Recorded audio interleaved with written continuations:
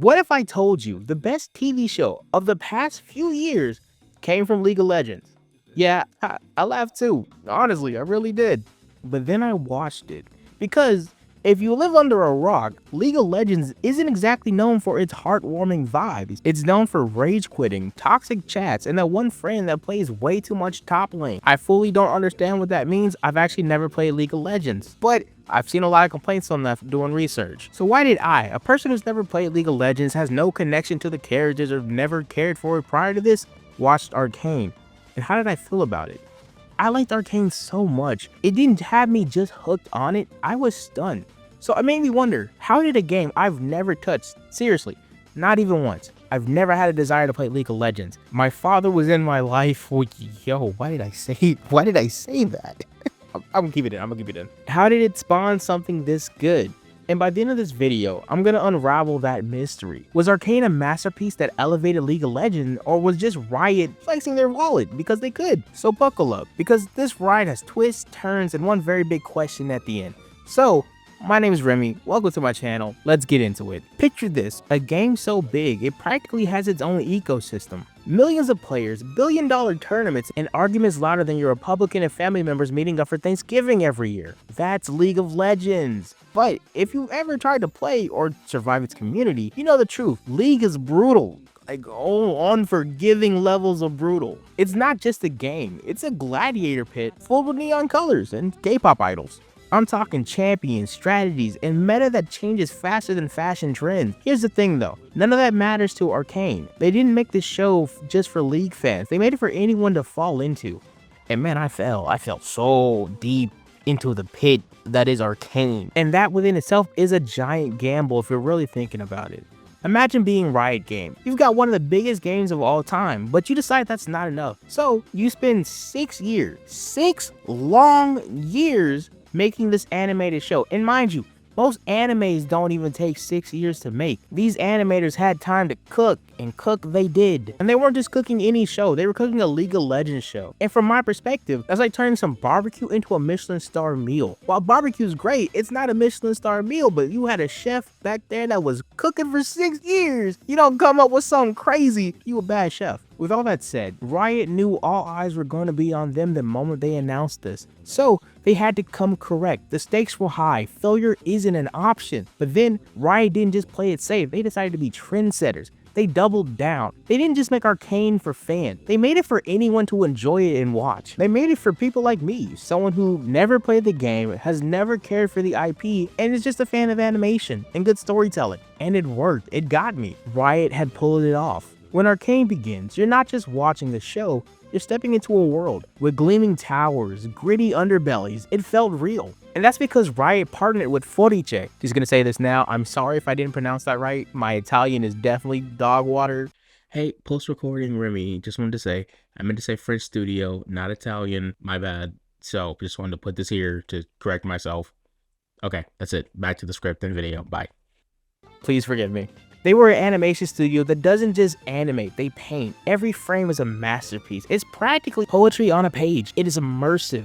You can feel the tension in the air, the grime under your feet. It shows the care that the studio went into making these backgrounds. Also, fun fact, the unique style that the studio uses blends 3D animation with hand-painted textures. So it's not just cool to look at, it's visual storytelling. Almost as much depth as the actual dialogue, if not more to some extent. It's like walking through an art gallery, except that the paintings might punch you if you talk about its sister. And speaking of sisters, so let's talk about the characters. And this is where Arcane shines the brightest. We have to talk about our favorite pair of dysfunctional siblings, Jinx and Vi, 2 sisters on the opposite side of a war.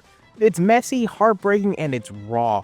Jinx isn't just the crazy one. She's what happens when trauma takes roots and festers and no one's there to help really. Vi isn't just the tough one. She's fighting a battle inside and outside of herself, and she loses a lot. And the show's not just telling you the story, it makes you feel them. You root for them, you rage with them, you hurt with them. It's not just about saving the world, it's about how they want to save themselves, and you want to see them find that kind of security that the world took from them. And what's the best way to make someone feel something that isn't through a visual medium? It's still the audio one. So let's talk soundtrack. I know the Imagine Dragons one became kind of a meme, but like, I don't care. I like that song. Jid did no wrong for me. Imagine Dragons is, I get it, kind of like the haha white rice of music, but it's still good music. I don't care. Oh, yo man, Radioactive was a banger. That being said, Enemy fits so perfectly. It was like written for Jinx herself. And it's not just the opening track. Every song on Arcane adds to the story like it's its own character. The way the music shifts with the tone, it's not just background noise. It's another character driving the emotions home.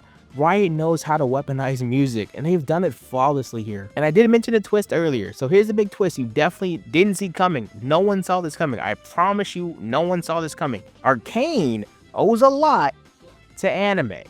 Boo this man! Yeah, okay, hear me out. Think about the emotional stakes, the dramatic arcs, the layered characters. Shows like Castlevania and Cyberpunk Edgerunners paved the way for Arcane. The twist is, it's not trying to be anime. It's borrowing the best parts, but uniquely in its own way.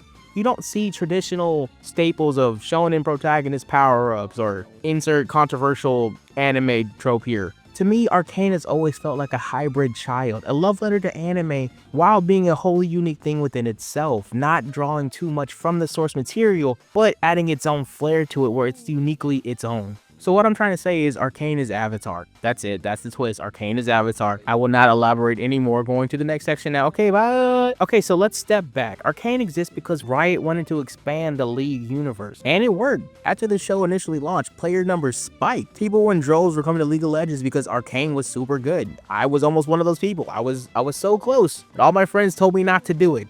They said Arcane is nothing like the game. Stay away from the game.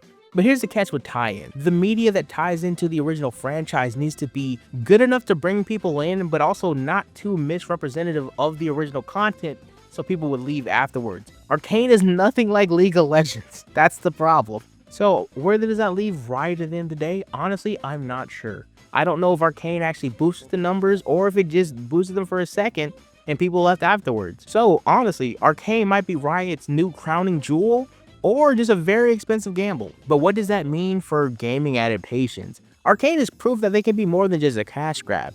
It's proof that when you respect the audience, they notice. In a weird way, it's a challenge to every other studio out there. Step up or step aside. But then it's also a reminder, sometimes the best stories come from the most unexpected places. Arcane doesn't just set the bar, it raises it to the stratosphere. We've come to the end of the video, and here's what I've realized. You don't need to play League of Legends to love Arcane, because Lord knows I never will. You don't need to understand the lore or the meta. All you need to do is be open-minded and willing to be surprised, because Arcane isn't just a show. It's proof that gaming and storytelling can create something extraordinary. And maybe, just maybe, it's worth logging into League of Legends. Or not, or just don't, or maybe just be happy, be productive, touch some grass, never know what the Nexus is like. From what I hear, it's a horrible place to be. Look up any Tyler 1 rage moments, it doesn't seem like a fun place. But thank you for watching this video if you got this far. I want to do more on Arcane. I might do a whole season 1 review at some point, I don't know when yet, but look forward to that in the future. Thank you for watching if you got this far. Like and subscribe and all the other fun stuff. I will see you in the next video. Have a wonderful day. Goodbye. Bye. Why am I saying bye like this? I don't know. Bye.